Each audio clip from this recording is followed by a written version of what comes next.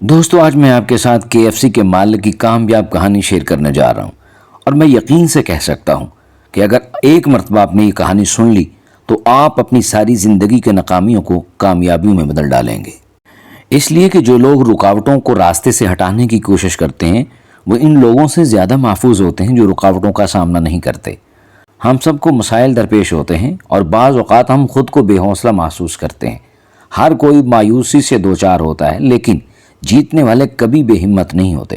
مستقل مزاجی ہر مسئلے کا حل اور کامیابی کی کلید ہے۔ دوستو، کامیابی کو ماپنے کے لیے دوسروں سے موازنہ نہیں کیا جاتا، بلکہ یہ دیکھا جاتا ہے کہ ہم کیا کر سکتے ہیں اور ہم نے کیا کیا ہے۔ کامیاب لوگ اپنا موازنہ اور مقابلہ صرف اپنے سے ہی کرتے ہیں۔ وہ خود اپنے ریکارڈ سے بہتر ریکارڈ بناتے ہیں اور اسے مستقل طور پر بہتر بنانے میں مصروف رہتے ہیں۔ کامیابی کو اس پیمانے سے نہیں ماپا جاتا کہ ہم زندگی میں کتنی بار بلندی پر پہنچے، بلکہ کامیابی کے لیے یہ دیکھا جاتا ہے کہ ہم کتنی بار گرے اور ہم نے کتنی بار دوبارہ اوپر چڑھنے کی ہمت کی۔ یہی گر کر دوبارہ اوپر چڑھنے کی اہلیت ہی ہماری کامیابی کا تعین کرتی ہے۔ دوستو، KFC جا کر برگر کھانا سٹیٹس سمبل سمجھا جاتا ہے، لیکن اگر KFC کے مالک کی زندگی پر نظر ڈالیں تو آنکھیں پھٹی کی پھٹی رہ جاتی ہیں۔ یہ شخص سینکڑوں بار ہارا لیکن ہمت نہیں ہاری اور آج پوری دنیا کے دل جیت چکا ہے۔ دنیا کے تقریباً ہر ملک میں KFC کی برانچیں ہیں اور لاکھوں لوگ اس روزگار سے وابستہ ہیں۔ لیکن یہ سب ایسے ہی نہیں ہو گیا، اس کے پیچھے محنت، لگن، حوصلے کی داستان چھپی ہے۔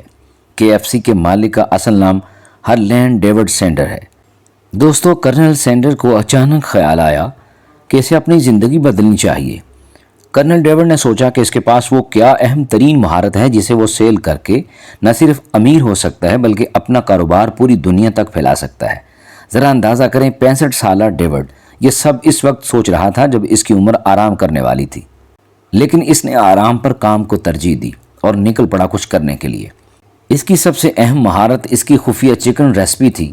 وہ سمجھتا تھا کہ اس جیسا چکن کوئی پکا ہی نہیں سکتا، اس لیے اس نے اپنے اس چکن ریسپی کو کاروبار کا ذریعہ بنانے کا فیصلہ کیا۔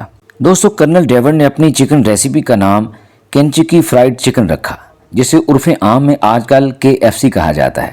جی ہاں دوستو، کرنل ڈیوڈ اپنا چکن پکاتا اور مختلف ہوٹلوں، گھروں اور ریسٹورانٹ میں جاتا اور بیچنے کی کوشش کرتا۔ لوگ اس کا مذاق اڑاتے اور باہر کا رستہ دکھاتے۔ ایک کے بعد ایک انکار ہوتا چلا گیا۔ دن، مہینے اور مہینے سالوں میں گزرتے گئے۔ کسی ہوٹل یا ریسٹورانٹ نے کرنل ڈیوڈ کا چکن قبول نہ کیا اور ریجیکٹ کر کے بھگا دیا۔ اگر ہم میں سے کسی کو اتنی ناکامیاں ملتی تو دل چھوڑ کر بیٹھ جاتے اور کوئی اور کام کرنے کا سوچتے، لیکن یہ کرنل ڈیوڈ تھا۔ اس نے ہمت نہ ہاری اور پورے 2 سال تک ذلت کو گلے لگاتا رہا اور اپنا نقصان کرتا رہا۔ 2 سالوں کے دوران امریکہ کے کونے کونے میں 1007 جگہوں پر اپنا چکن بیچنے گیا۔ جی ہاں، 1007 مرتبہ KFC کی مارکیٹنگ کی، لیکن کامیابی نہ ملی۔ لیکن 2 سال میں 1007 مرتبہ ناکامی نے اسے مزید حوصلہ دیا، تجربہ اور جیت کی لگن دی۔ 1008ویں ریسٹورنٹ پر گیا۔ یہ دن اور ریسٹورنٹ ڈیوڈ کے لیے لکی ثابت ہوا۔ اس دن کرنل ڈیوڈ کا KFC قبول کر لیا گیا۔ ہاں دوستو، یہ بارش کا پہلا قطرہ تھا۔ اس کے بعد ڈیوڈ نے پیچھے مڑ کر نہیں دیکھا۔ کاروبار ایک علاقے سے پھیلتا ہوا پوری امریکی ریاست تک پھیل گیا۔ پھر وہ وقت آیا جب پورا امریکہ KFC کا دیوانہ ہو گیا، اور آج وہ وقت ہے کہ KFC دنیا کے تقریباً ہر ملک میں موجود ہے۔ جس بابے کی تصویر آپ کو ہر KFC کے باہر ملتی ہے وہ یہی کرنل ڈیوڈ ہے۔ ذرا اندازہ کریں، اگر 65 سال کا بوڑھا 2 سال مار کھانے اور 1007 بار ناکام ہونے کے باوجود دنیا کے کامیاب ترین انسانوں میں سے ایک بن گیا، تو ہمارے پاس تو وقت بھی ہے، ٹیلنٹ بھی ہے اور حالات سے لڑنے کا حوصلہ بھی ہے۔ ہم کیا نہیں کر سکتے؟ کیوں نہ سوچنا شروع کریں اور پھر کچھ کرنا شروع کر دیں، اور پھر کرتے ہی چلے جائیں اور کامیابیوں کو چھوتے چلے جائیں۔ ایک غریب گھر میں پیدا ہونے والے سینڈرز کے والد اس وقت انتقال کر گئے جب وہ ابھی 6 سال کے تھے، لہٰذا اب ان کی والدہ کو کام کر کے گھر کا چولہا چلانا پڑتا تھا، جبکہ سینڈرز گھر میں رہ کر اپنے 2 چھوٹے بہن بھائیوں کو سنبھالنے لگا، اور اسی دوران وہ مختلف طرح کے کھانے بھی بنانے لگا۔ صرف 10 سال کی عمر میں اس نے ایک فارم ہاؤس پر کام کرنا شروع کیا، اور اس کی ماہانہ آمدن $2 موجودہ $55 تھی۔ 15 سال کی عمر تک وہ گلیوں میں مختلف طرح کے کام کرنے لگا اور 16 سال کی عمر میں آرمی میں شامل ہونے کے لیے غلط کاغذات بھی بنا ڈالے۔ اسے کیوبا بھیج دیا گیا، لیکن صرف 3 ماہ بعد اسے نوکری سے فارغ کر دیا گیا۔ وہ ریاست الاباما میں آ کر اگلے 20 سال تک مختلف طرح کی نوکریاں کرنے لگا۔ اس نے rail road, insurance sales man, وکیل، کشتی چلانے والے، ٹائرز بیچنے والا سیل مین اور اس طرح کے کئی کام کیے۔ 1930 میں امریکہ میں مالی بحران کی وجہ سے وہ کافی پریشان ہوا، لیکن پھر اپنی فیملی کے ساتھ کینٹکی کے شہر کوربن آ گیا، جہاں اس نے شیل کے ایک پمپ پر کام کرنا شروع کر دیا۔ جہاں وہ اپنی فیملی کے ساتھ رہائش پذیر ہو گیا، پیٹرول پمپ کی بیشتر سیلز کا بڑا حصہ شیل کو چلا جاتا تھا۔ وہ اس کے لیے جینا مشکل ہوتا گیا۔ چونکہ یہ پمپ ایک ہائی وے پر تھا، لوگ اس کے اسٹیشن پر بھوکے آتے تھے، اور اگر وہ انہیں کھانے کے لیے کچھ دے تو اسے کچھ منافع ہو سکتا ہے۔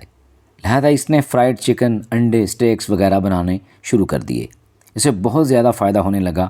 اس کا کاروبار اس قدر تیزی سے ترقی کرنے لگا کہ اس نے نزدیک ہی واقع موٹل کو 142 سیٹوں والے ریسٹورنٹ میں تبدیل کر دیا، جہاں لوگ آ کر کھانے سے لطف اندوز ہونے لگے۔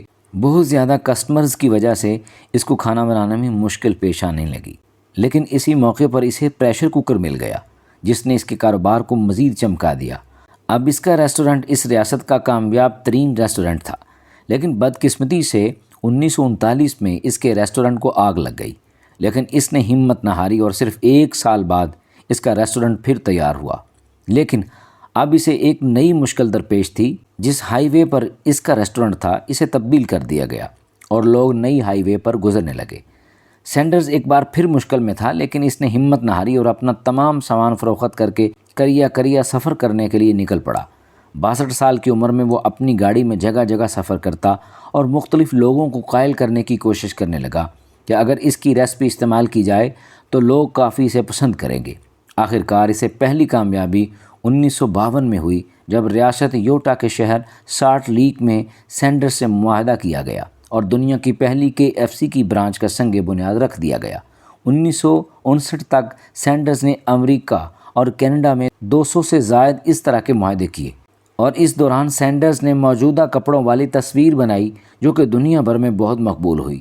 اس کی کمپنی اس قدر مقبول ہو چکی تھی کہ 1964 میں اس نے اپنی کمپنی $2 ملین موجودہ $15 ملین میں فروخت کر دی۔ اس کے بعد وہ دنیا میں سفر کرتا رہا اور اپنی چکن بنانے کی ترغیب پر بات کرتا تھا۔ اس کا انتقال 90 سال کی عمر میں 1980 میں ہوا۔